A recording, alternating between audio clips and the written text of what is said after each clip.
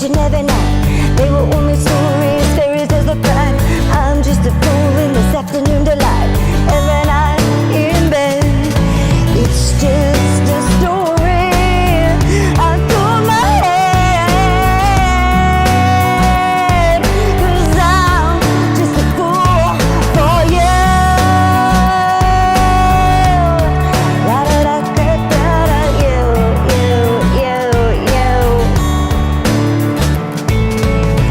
'Cause they were reading to me every night.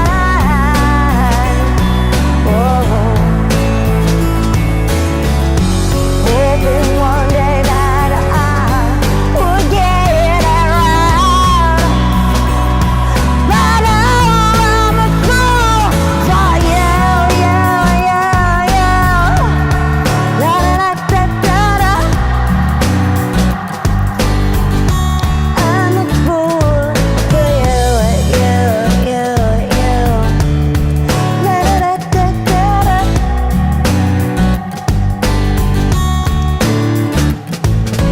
Since I was a little girl, I only knew what was it to me, the stories and truth. It was ingrained every night and day. It's just a story, so I told my head. But when I met you, I just knew all those stories were about to come true. But they were reading to me every night.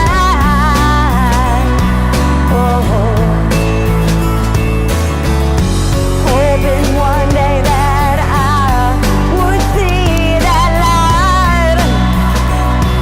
Well, I'm a fool for you.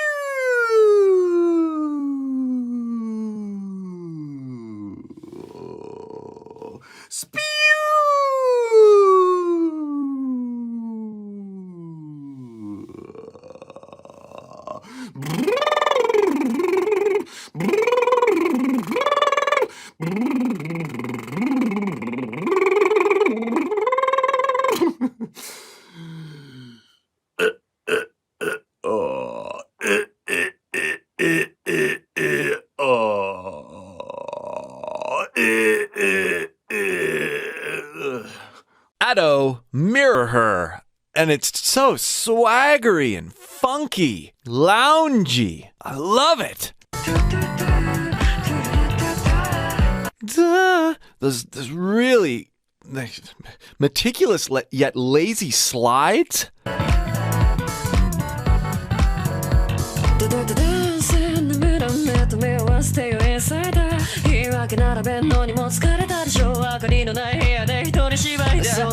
Hear how even there, while she's so low in her voice, I mean, that's mid for me. That's low for her. And she's still going in and out of her head voice coordination a lot. These areas where she could be just kind of stuck in her chest voice in one resonance, in one placement, she is choosing to go all over the place, even in this limited range. Listen to the contrast in how breathy her head voice.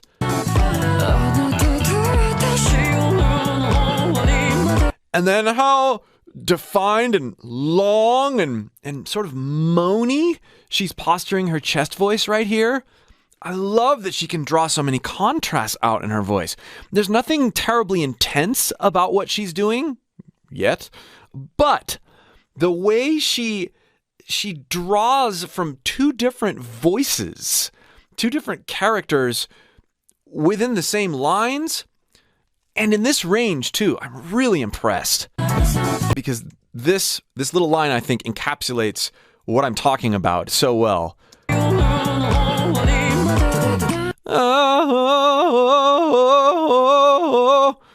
Going into your head voice, sort of flipping up there a lot, but then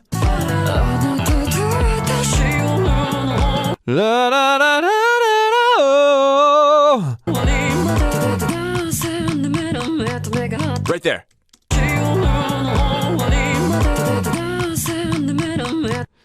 Dance in the mirror. Dance in the mirror. Dance in the mirror. Mirror, mirror. Dance in the mirror. It requires so much coordination. She's not just hitting notes, she's transferring voices, head voice, chest voice, head voice, chest voice, so meticulously here and effortlessly. It's fun to experiment with, to hear her in what I feel like is such an incredibly different way, different sound, different textures coming out of her voice. You can tell that she continues to explore what's possible with her voice.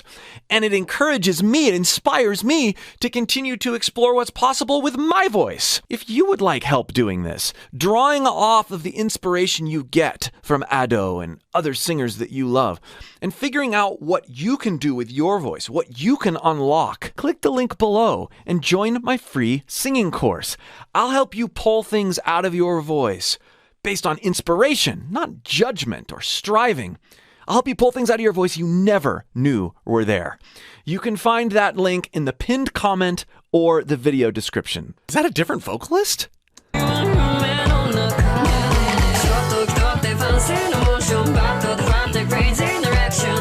You can hear na na na na na up there, full voice.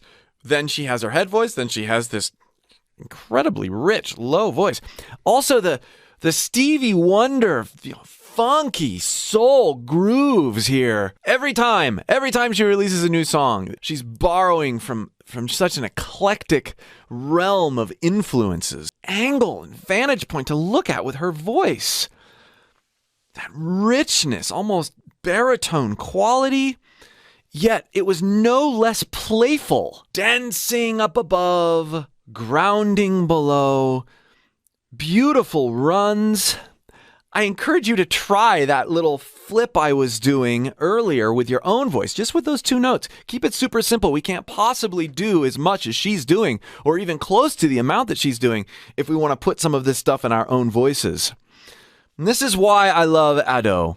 We get to learn. I get to learn about my own voice while exploring and appreciating what she's doing. She's a huge inspiration. If you'd like more help doing this, acting off of inspiration and figuring out what your voice can really do, click that link below in the pinned comment or the video description and join my free course. And make sure that you've checked out the other Ado videos that I've done right here on this channel. You can follow this playlist. Give me some fry. Give me a sigh. Now, combine fry with sigh. Good.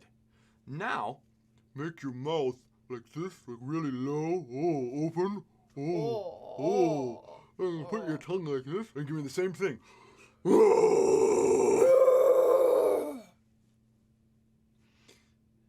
If he can do it, anybody can do it. Follow these little steps, one by one, and see what happens for you getting some neat growls, sounding things, and screams, at least the beginnings of them. Most vocalists are making a huge mistake when they try to work distortion into their singing. They practice various distortion techniques, and then they go straight to singing songs by artists who, to their ears, are using lots of distortion. And then when they try to keep up with that singer, they burn out. They might even have the techniques down, but they're just not practicing correctly. Let me show you how to build distortion into your voice sustainably so that you can call it up when you want it. And we're going to take some cues from a couple vocalists that have done it right over the years.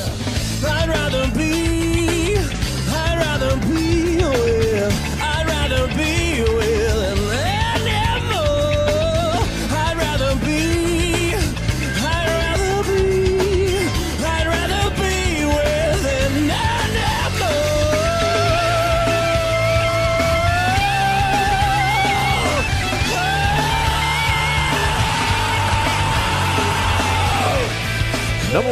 when doing any kind of distorted singing is that before you even try it, you must make sure you're supporting your voice correctly and using airflow in a way that supports the distortion you want to make.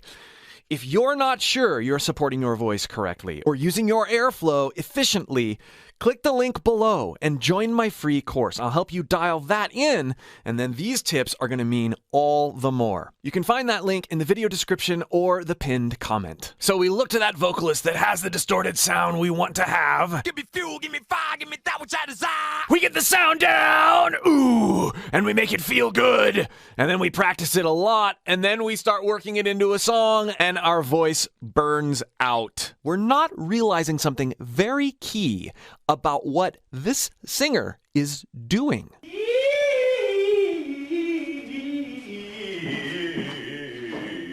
You say, warming up? Part of it. Keep listening. Listen to James Hetfield in this raw studio footage. But the sunshine never comes.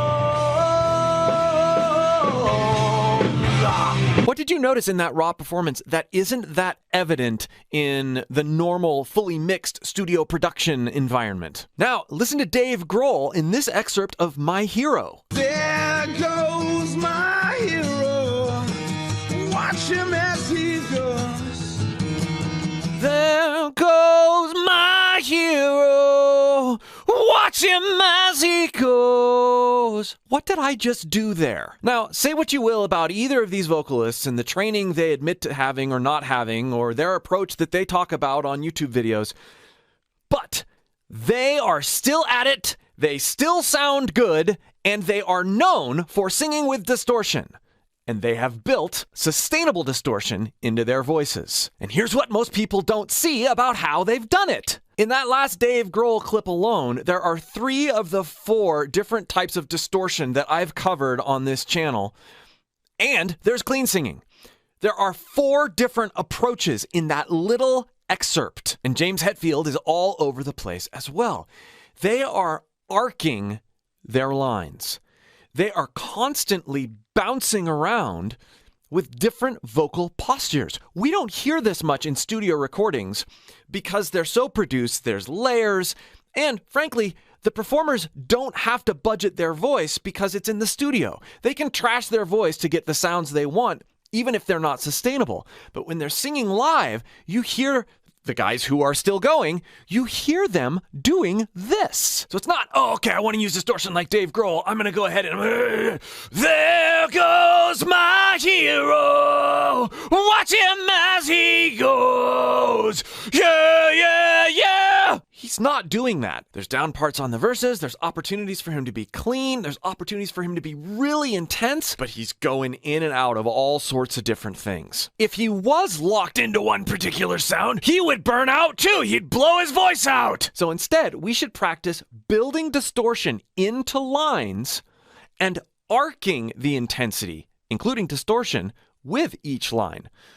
Doesn't even have to be like Dave does it. There goes my hero. Watch him as he goes. Or it could be, there goes my hero. Watch him as he goes. Whatever. Play with it. And don't be married to any one way that the line comes across. Make sure that you're being varied. This is how you build distortion into your voice. There goes. Hear that little growl? There. My hero. My. Kind of a growl. Watch him as. Watch him. That's the vocal break kind of distortion, the broad engagement. Watch him as. He goes. Clean.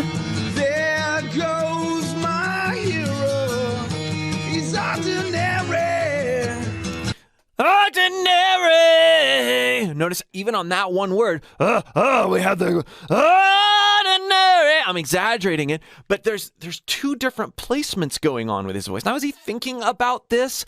No, he's stumbled upon this. But varying your distortion techniques throughout a line intentionally massively increases your ability to have stamina over a whole song or over a whole set. Now, I'm going to go through and I'm going to point out just a couple examples of this in my one-take performance of Pearl Jam's Animal, so you can see how I've applied it directly. And if you'd like to see that full cover, I've linked it in the description as well. 1, 2, 3, 4, 5 against 1. Oh, it's like a 1, 2, 3, 4. It's a sort of rasp, lots of air, but a compressed whisper with a little bit of voice in back. 1, 2, 3, 4, 5 against 1. It's a different sound. Abducted from the street. Abducted from the street. And then listen to what I do. From the street.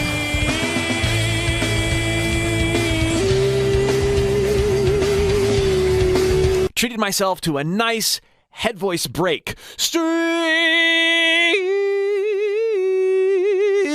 So I leaned into abducted, compressed, higher chest voice. Lifting something heavy. Abducted, and then went into head voice, bouncing all around. Then I'd rather be clean, but compressed a little bit. Little chirp at the end. Be free, not locked in any one posture at all. Then I'd rather leaned in with some distortion and then went directly into head voice. I'd rather be with. And good compression, that lifting something heavy again in chest voice. Then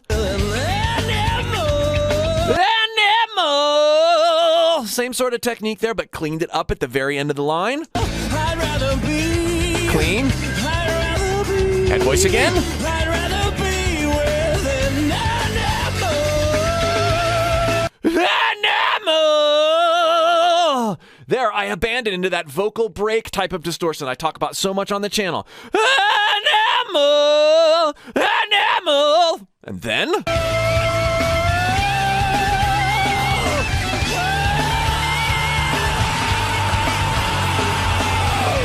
really hit you with it. Then I cleaned it up for a while. It's like doing sets in the gym. You go really intense on a particular set of muscles, and then you give them a break, and then you rest altogether, and then you go really intense on another. There is no way I could have gotten through this song in one take well by using one posture, whether it was clean or distorted, but certainly not if I was using some of these more intense distorted sounds. It takes the arc. It takes being playful and varied. This is how you build sustainable distortion into your voice. If you'd like more help doing this, make sure that you've joined my free course linked in the video description. And if you'd like to know more about the 4 different types of distortion I keep referencing in this video, that's the video. We'll see you for more. Belting has more to do with the way the sound vibrates coming out of your face than it does volume. That's a common misconception. This is a belt. Ah! That note is forward. I feel it in the front of my face. I feel it vibrating here. This is not a belt. Ah! Ah! But it's about the same volume. That note is placed further back. I feel it more in the back of my throat, the back of my soft palate, that area. If you want a belt, make sure you feel it. You're directing the sensation of that note towards the front of your face.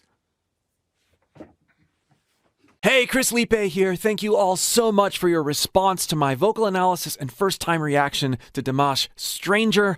I am pleased to bring you the same for Sinful Passion. Ты явилась нежданно, как из лунного сна. О, если б знала ты, что мне нужна, только ты одна.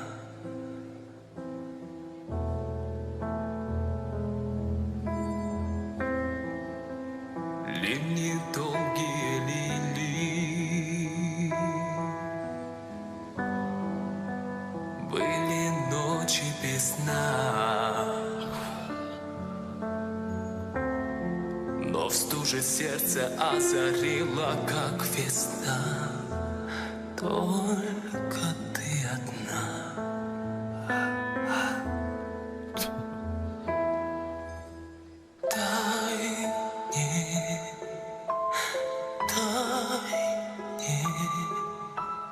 Долгим огнем пылает I have to go back and talk about his initial posture here. Ты явилась нежданно, как из лунного сна.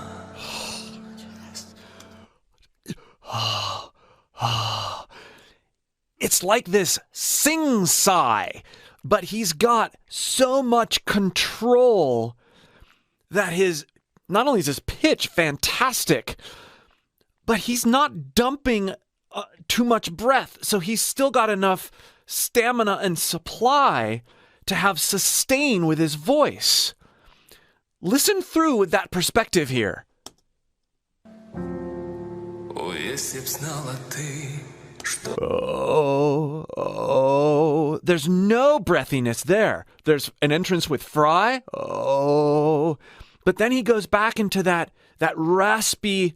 It is more of a rasp than it is just dumping air. I think that's the key to understanding the brilliance of this sound and the accessibility of it. О, если б знала ты, что мне нужна, только ты одна. Now,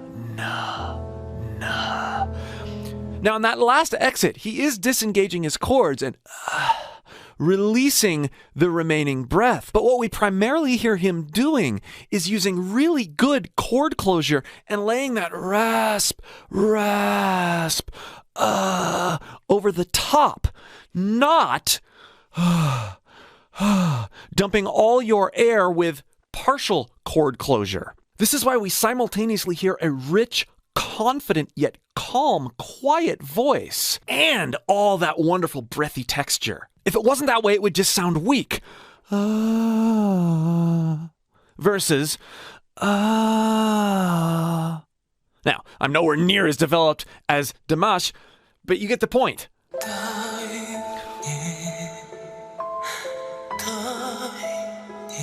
Oh, he moderates that balance so well.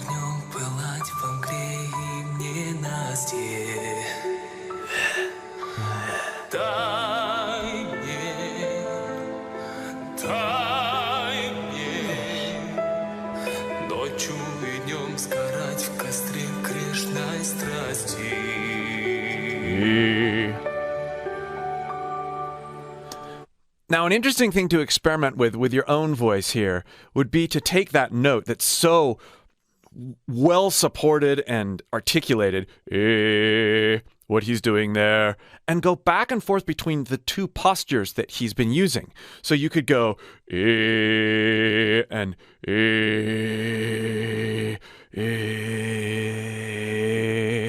I'm not changing my chord closure. I'm just mildly constricting above my primary chords to change things up.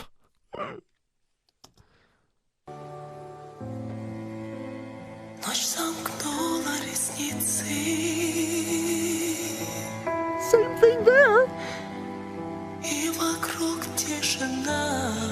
Oh, that's so beautiful.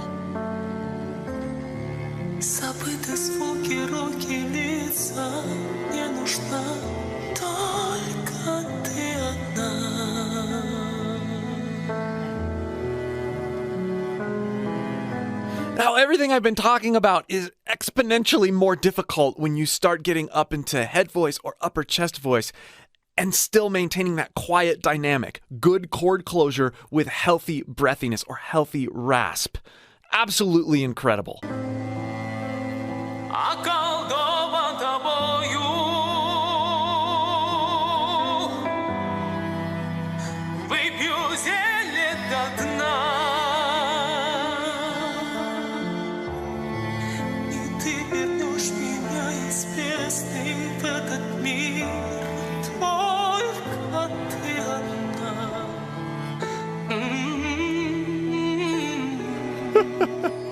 Gotta go back and listen to just that little articulation that he did there. I love that.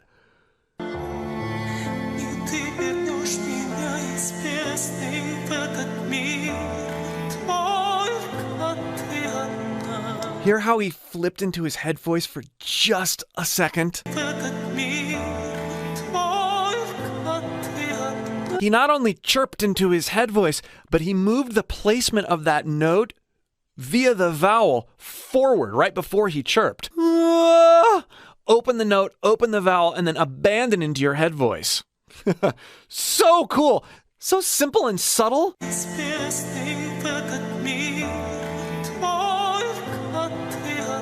Brightening into a toy. Ugh.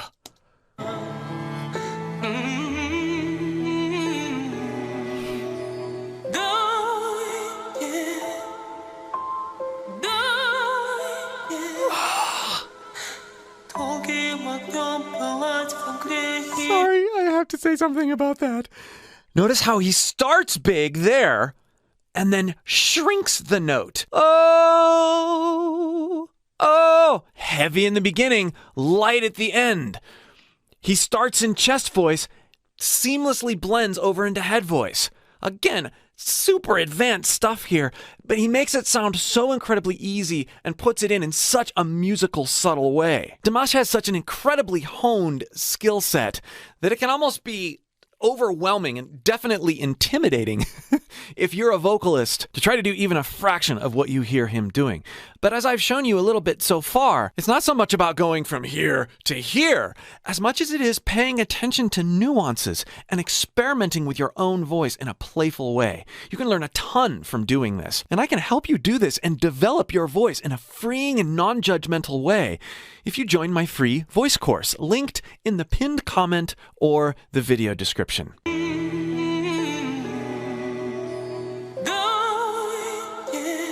the rasp at the end starts in chest, goes to head.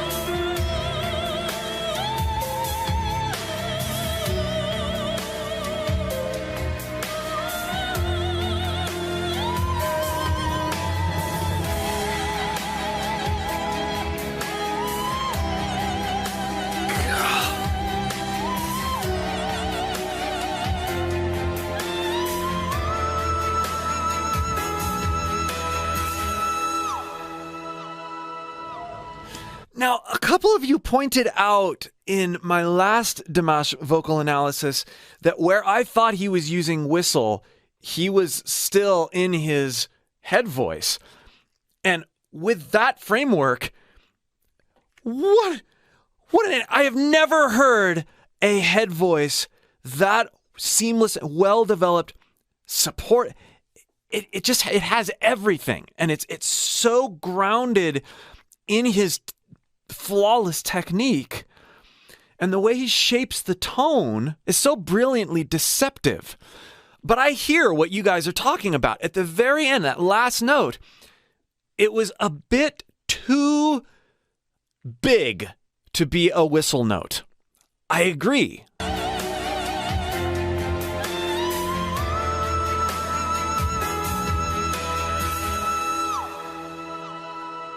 And you hear it in the delay, actually. There's this brashness and brightness to it that screams head voice, not whistle.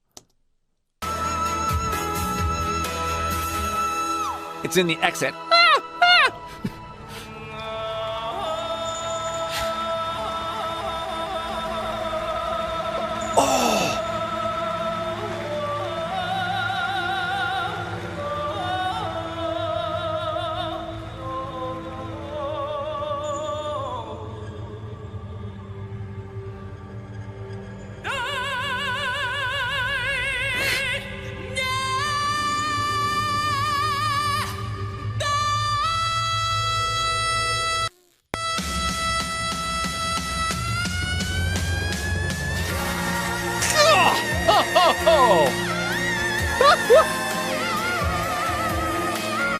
It sounds like an otherworldly instrument more than a vocal.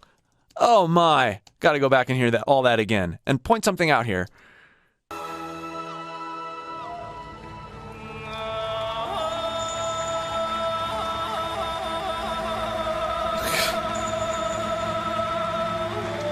That is the same technique I was talking about before, where he's moving the resonance around of the note and then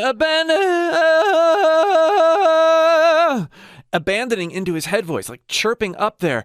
But he gets to the point where he's doing it just otherworldly fast right there, and it's just blowing my mind.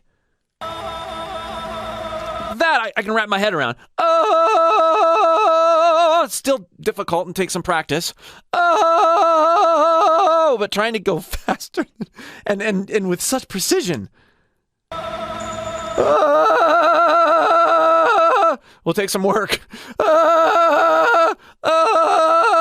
Incidentally, if you want to develop kind of a cool scream, you can mess this technique up. And get that sort of sound, but that's it for another video.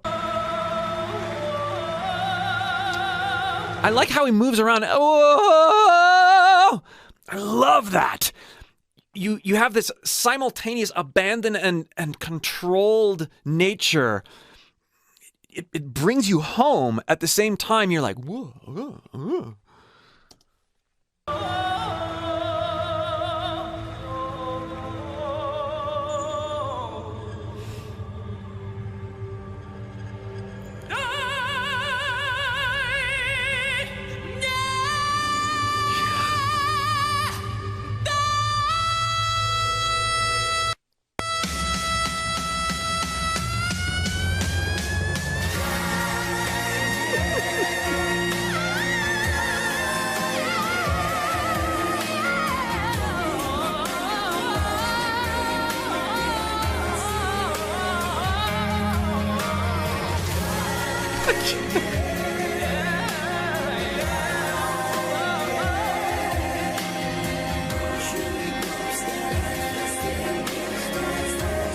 There's bluesiness and there's soul to it. And the articulation and agility, never heard anything like it. Never. What makes this passage even more compelling to me is to listen for how he adjusts his tone and vocal weight. This is strategic and rehearsed as he goes higher. He's darker when he's lower, and then as he goes further and further up into that wonderfully supported mix, lots of singers will try to maintain the same kind of weight as they go higher, higher, higher, higher. And that just doesn't work. It causes tension. They think they need to be powerful, so they need to have the same. But he has no qualms about feeling out a different vocal posture for going higher. Higher, higher, higher. Notice it gets thinner, brasher, brighter, to the point where it sounds like a violin instead of a voice up there. But this is the foundation of it. Being willing to adjust your placement as you go higher and not being married to any one sort of tonality.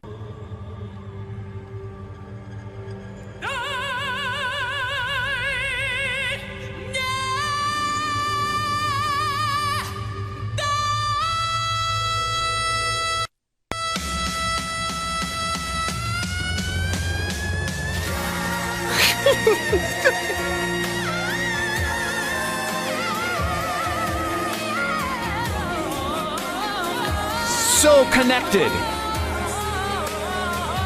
And it's still very well supported, and there's a lot of depth to it. It's not thin, it's brasher, and it is thinner than down here. And the fact that he can go into those runs too, just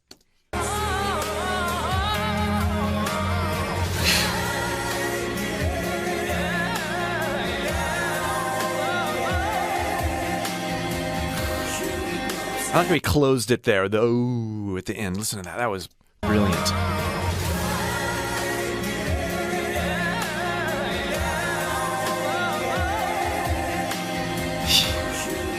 The O and the ooh, he sort of softened.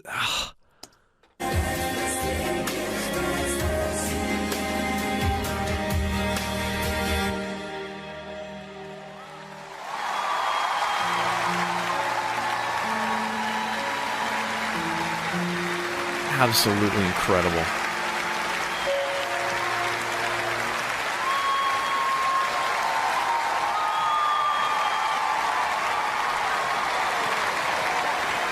Yeah, you deserve all those flowers.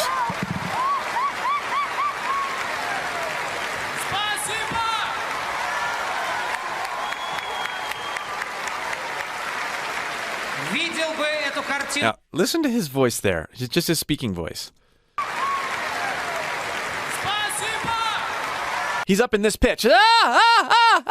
Right? It's not a note, but he's talking up there. You can tell that his singing voice and his speaking voice are so incredibly intertwined that even his speech oozes music, oozes notes, even when he's just haphazardly, thanking the crowd. And I think that, for any singer, should be a goal.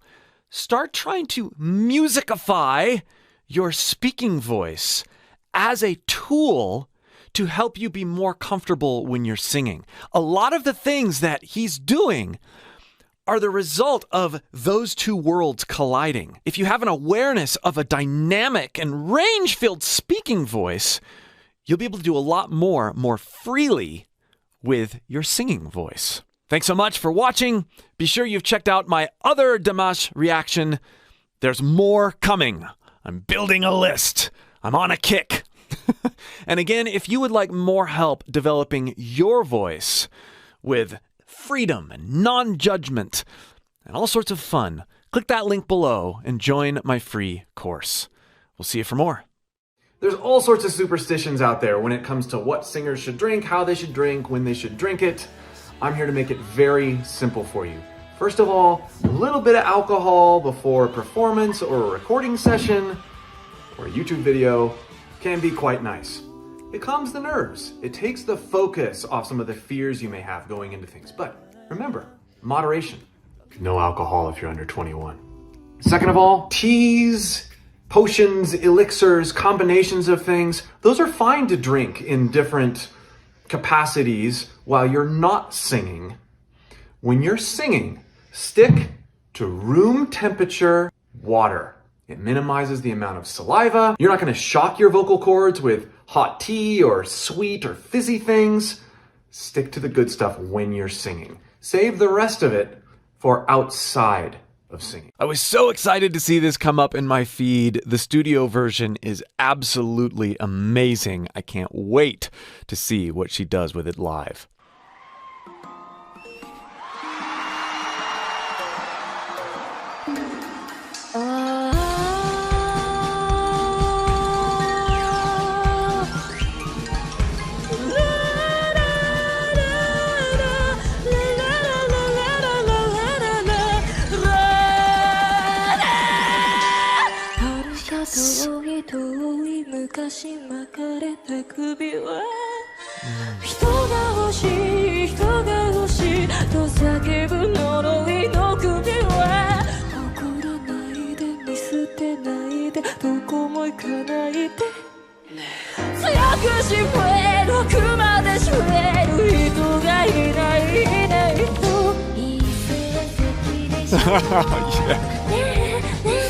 Let's go back and talk about that introduction. That was pretty incredible.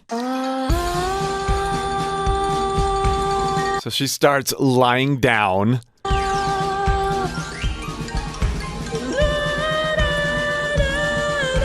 Her trademark starting grounding in her chest voice, but being so free to get up into her head voice and intentional about that as an artistic choice. And then singing the same notes in chest voice as she was in head voice, or ish.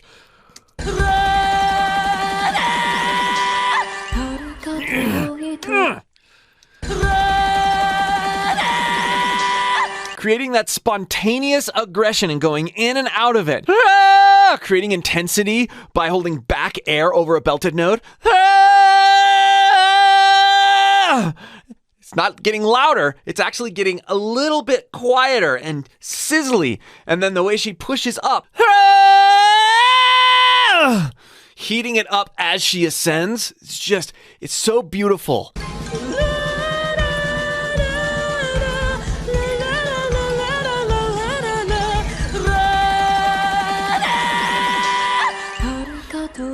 squeaks out of it. And then the dynamics here. Just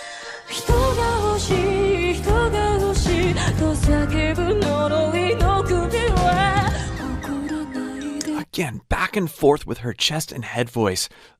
It's almost like every other note.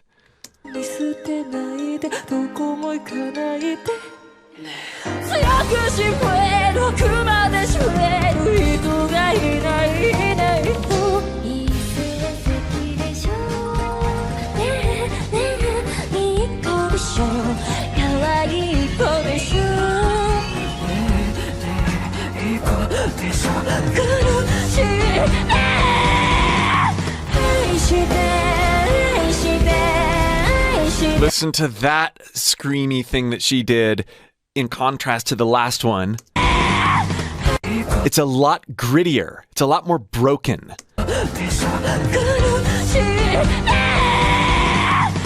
Listen to the intro of it. It's that little chirp at the beginning. You can tell she's coming down from her head voice there.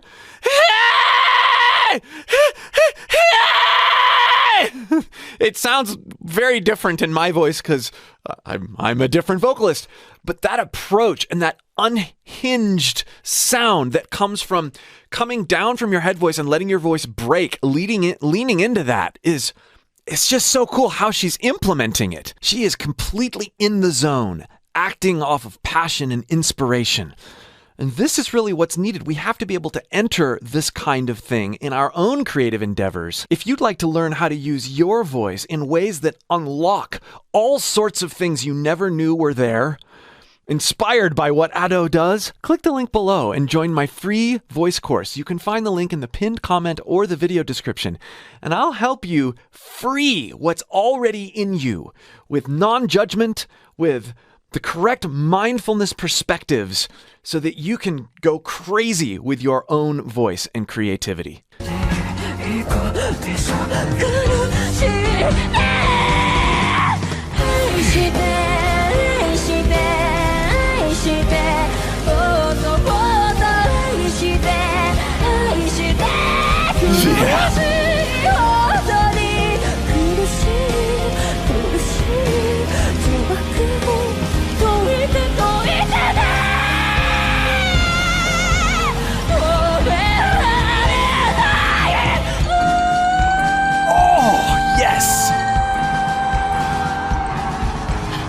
That section again.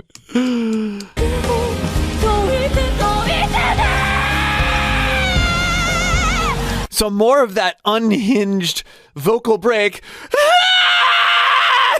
sort of thing, but she has so much control over what she's doing, and then she gets into that really brash sort of sound, which I've talked about a lot on the channel with other artists. That Chris Cornell sort of bass sound. And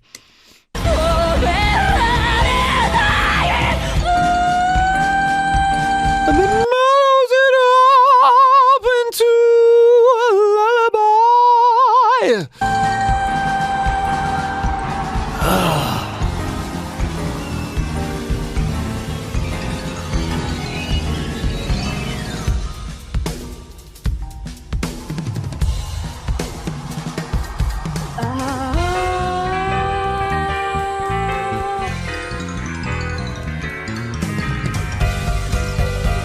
Yes.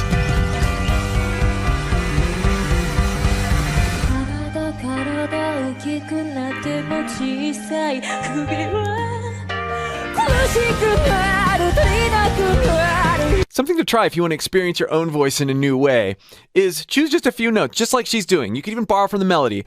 Oh, oh, and try seeing how many ways you can sigh into a note.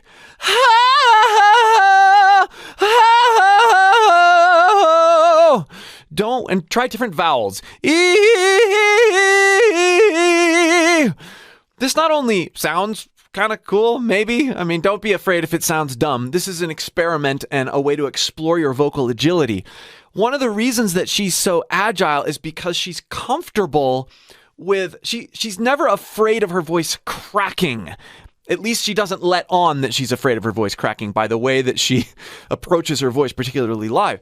Rather, she's constantly in the state of encouraging that volatility and vulnerability in her voice. And this exercise helps you with your agility because it gets you out of the way of your own self-consciousness about your voice in the moment. She may be, and she's kind of communicated in interviews and such, that she is self-conscious about some of the things she does. But in the moment, she's in it. And this way of using your voice and experimenting with it, developing that kind of coordination will give you more confidence and agility in your voice. Take a cue from Ado.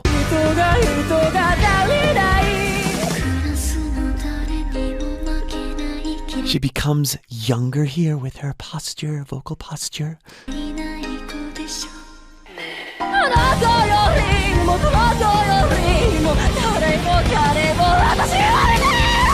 Yeah, see there she's completely unhinged. And that's good.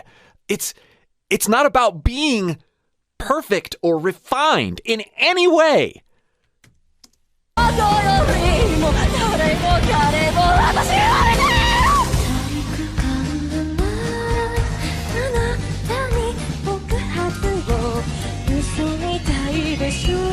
I want to see something real quick.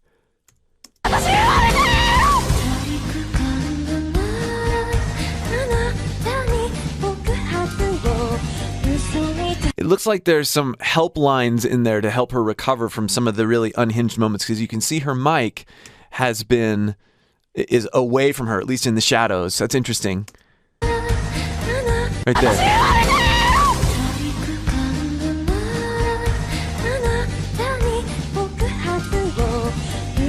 And this is something that's done so normally in so many different live situations, especially with a demanding role like this, with a single vocal.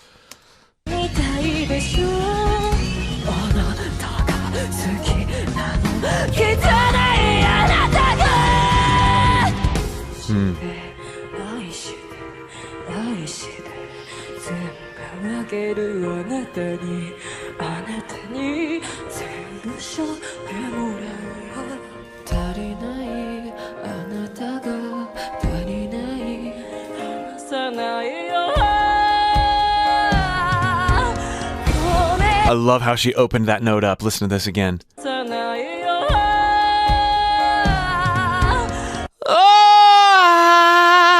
Added a bit of breathiness to that. It was very forward, and she brought the resonance back a little bit.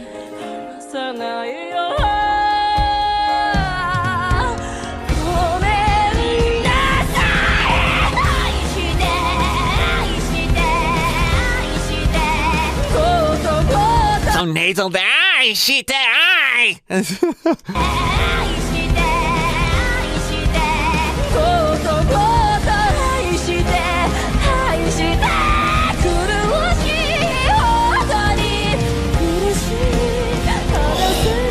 Dynamics.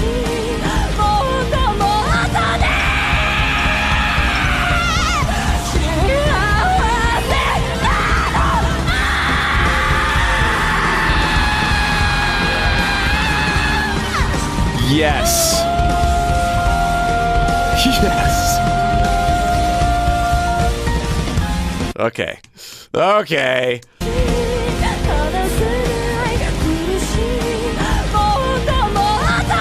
You hear her doing that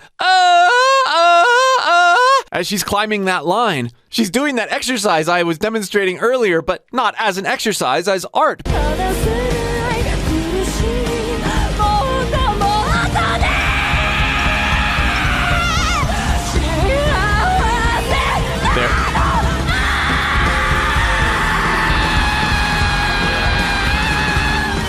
I love how it starts with this intention sort of being, that note an octave higher, but then she just lets it completely fall apart and gets that brash sort of cat-like thing going, as well as just completely abandoning into whatever her voice does there. Oh, it's just so cool.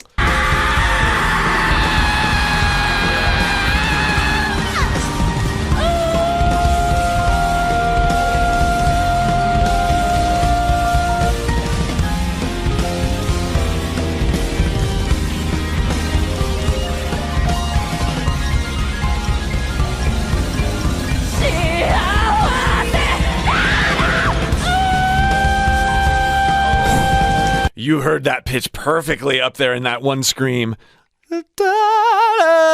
She preserved that melody even with that abandoned scream. That is ridiculous.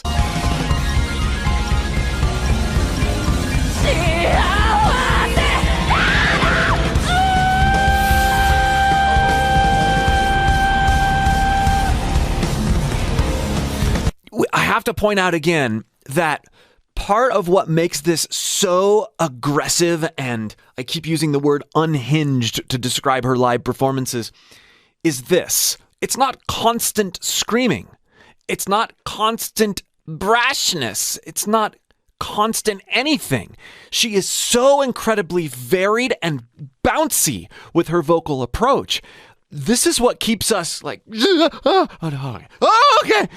If it were all one thing, even if it were really intense, it would feel less intense. This is why she is so incredibly fun to listen to, particularly, I think, live. And the other thing about this approach is it actually saves your voice because you're not locked into one particular posture. It's playful, it's more fun to listen to and watch and engage in, it's more inspiring, and it's safer and able to grant you more stamina as a performer.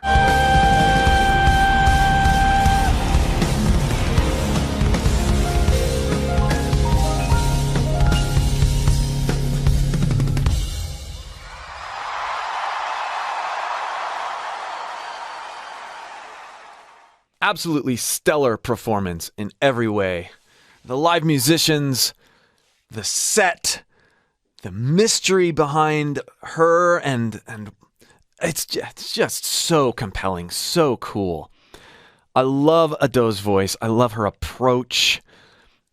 She is so incredibly playful and fearless, willing to be vulnerable, willing to let what comes out come out, and supporting that with masterful intuition and creativity and practice. She works hard, you can tell. Again, if you would like help drawing more inspiration for your own voice, seeing what your voice can really do, inspired by the unhinged, non-judgmental, playful way that Ado approaches her voice, click that link below and join my free voice course. You can find that link in the pinned comment or the video description. Finding and working with your mixed voice is about learning how to thicken and thin your vocal cord engagement.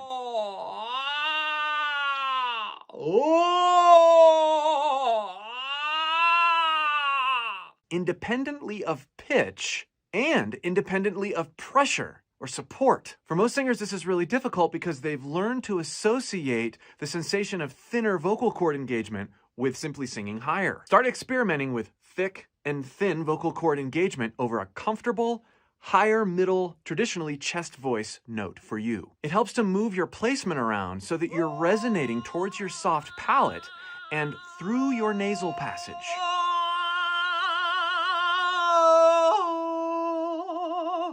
But make sure as you're experimenting to move in and out of this placement so that you can tell the difference and you're not getting stuck in one tense situation.